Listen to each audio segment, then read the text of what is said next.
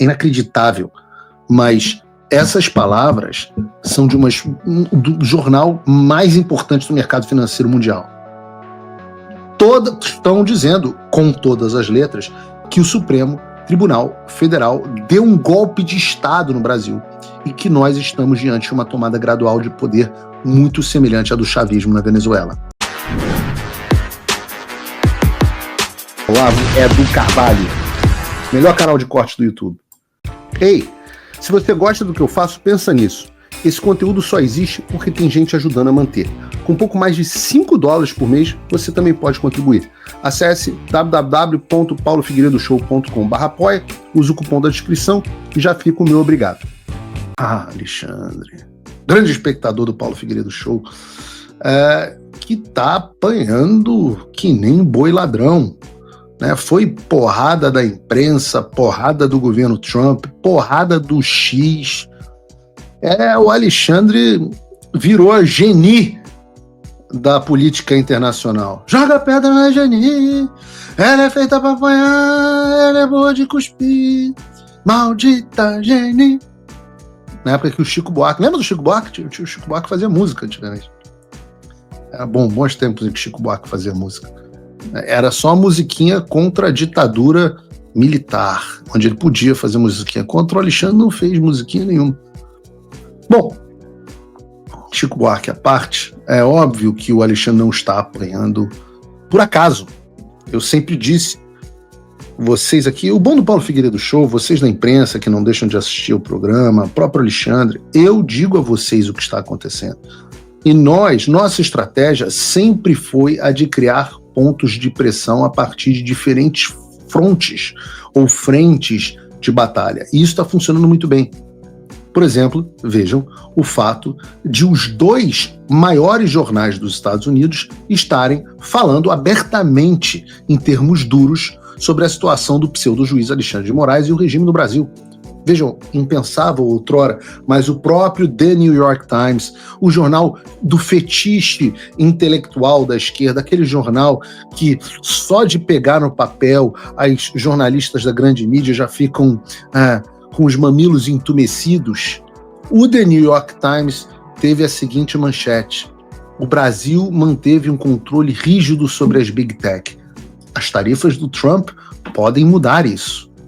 E eu vou ler só um trechinho para vocês que diz o seguinte: no Brasil, onde as memórias da ditadura militar ainda persistem, muitos elogiaram o ministro Alexandre de Moraes por enfrentar empresas de tecnologia poderosas, mas outros o acusam de longe demais. Ele prendeu pessoas sem julgamento por ameaças feitas online, bloqueou veículos de imprensa de publicar conteúdo crítico a políticos e ordenou a remoção de contas populares nas redes sociais, recusando-se a explicar como elas ameaçavam a democracia, diz o The New York Times.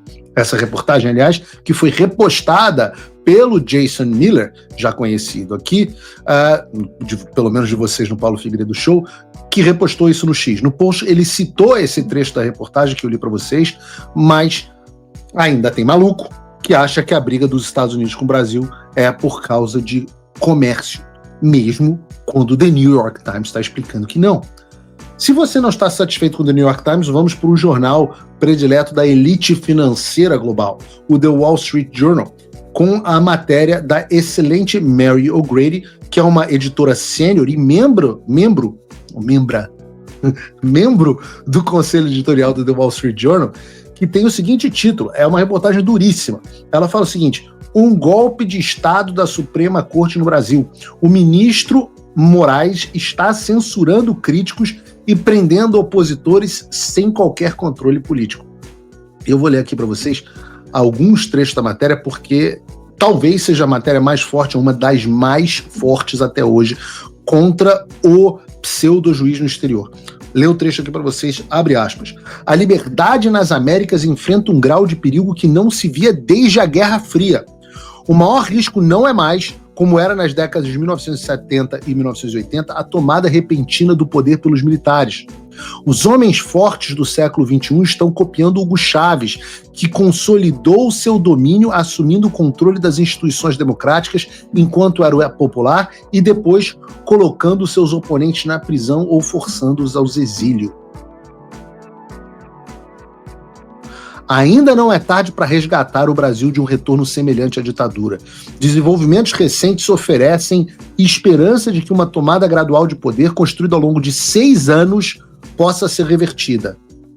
O problema em Brasília começou em 2019, quando o Supremo Tribunal Federal alegou ser vítima de calúnias e ameaças e invocou uma regra interna que lhe confere poder de abrir inquéritos sigilosos sobre os supostos crimes contra os seus membros. Primeiro, lançou o inquérito das fake news, tornando-se iniciador, investigador e juiz. Isso violou os direitos constitucionais dos brasileiros, que têm direito que seus casos criminais sejam julgados em tribunais locais e estaduais. Fala, amigos do canal. Tá gostando desse vídeo? Então não esqueça de deixar o like, comente o quanto quiser e compartilhe com seus amigos e inimigos por um Brasil melhor e mais justo. Inscreva-se no canal e nos ajude a chegar a 1 milhão de inscritos. Não saia daí que o melhor desse vídeo ainda está por vir. Melhor canal de corte do YouTube. Com acusações apresentadas por promotores destas instâncias. Veja o grau de sofisticação que a Mary O'Grady já tem sobre o Brasil. Não pensem que isso é acidental, isso é uma construção. Nós nunca imaginávamos, tempos atrás, que a gente fosse ter matérias desse tipo. Continuo. O ministro Alexandre de Moraes, que já tinha reputação de se opor ao então presidente Bolsonaro, foi escolhido a dedo pelo então presidente do STF, José Antônio Dias Toffoli, para conduzir o inquérito, embora os ministros devam ser designados por sorteio.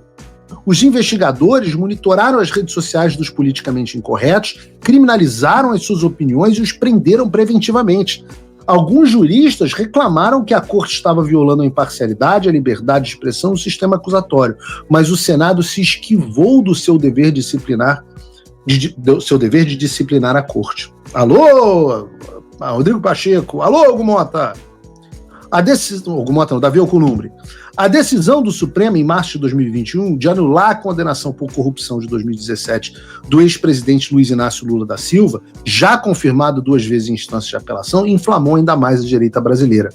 Os deploráveis foram as redes sociais. Ela está fazendo um trocadilho aqui, porque a Hillary Clinton havia chamado os eleitores do Trump de deplorables, né, deploráveis. Então, os deploráveis, as pessoas comuns, foram as redes sociais. A corte tentou calá-los, mas alguns formadores de opinião estavam fora do país e além do seu alcance.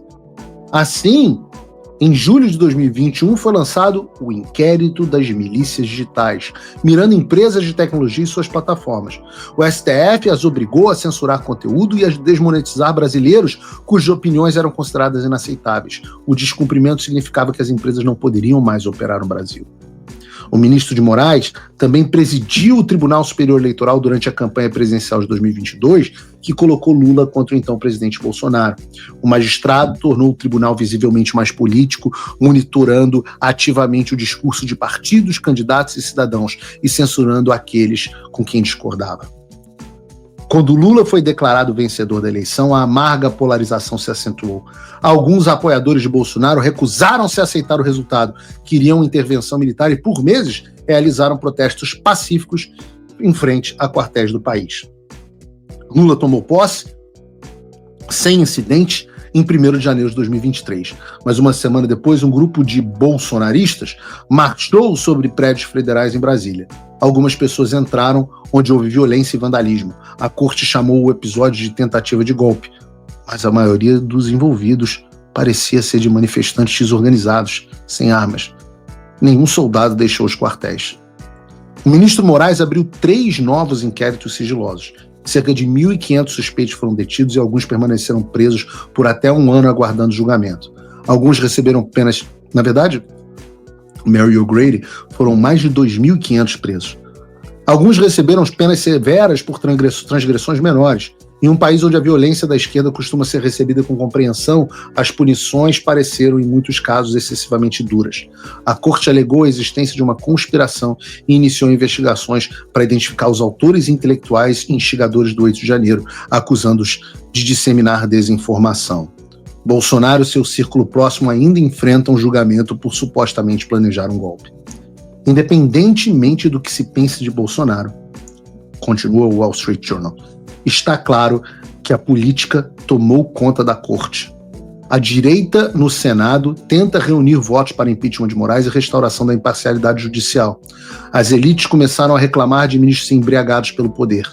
Infelizmente, as tarifas de 50% impostas pelo presidente Trump sobre importações brasileiras reforçaram o nacionalismo e o apoio de Lula. E aqui eu discordo completamente da Mary Gray. Mas a decisão do Tesouro dos Estados Unidos no mês passado de impor sanções contra Moraes parece ter chamado a atenção dos outros ministros, que certamente entendem que pode haver mais medidas se o Brasil não encontrar uma forma de restaurar o Estado de Direito. É inacreditável, mas essas palavras são do jornal mais importante do mercado financeiro mundial.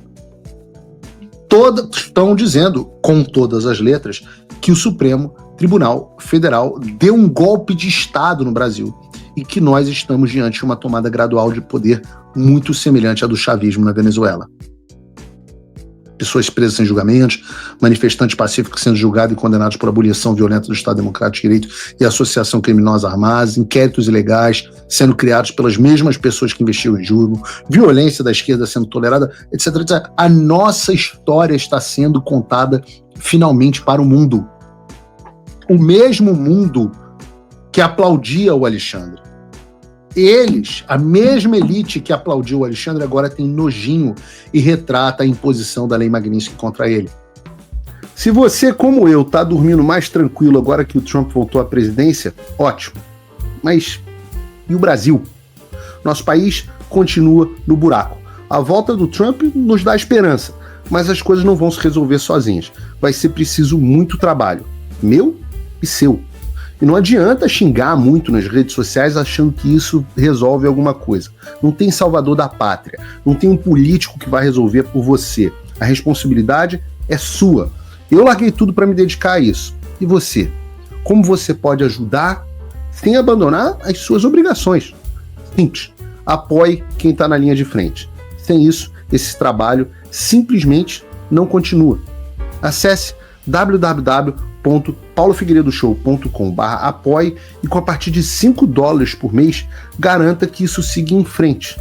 Se puder ir além, torne-se meu patrono Gold e participe do meu grupo privado e ajude a definir as minhas próximas pautas. A diferença entre vencer e perder está na ação. Durma tranquilo, sabendo que você fez a sua parte. Obrigada por assistir o vídeo até o final. Se você já chegou até aqui, confere se já está inscrito no canal e se já deixou aquele like generoso. Estamos quase chegando a 1 milhão de inscritos e a sua ajuda é muito importante para levar o canal Olavo Edu Carvalho mais longe. Até o próximo vídeo, meus amigos. E neste momento é muito fácil aos defensores do plano alegar isso é uma teoria da conspiração.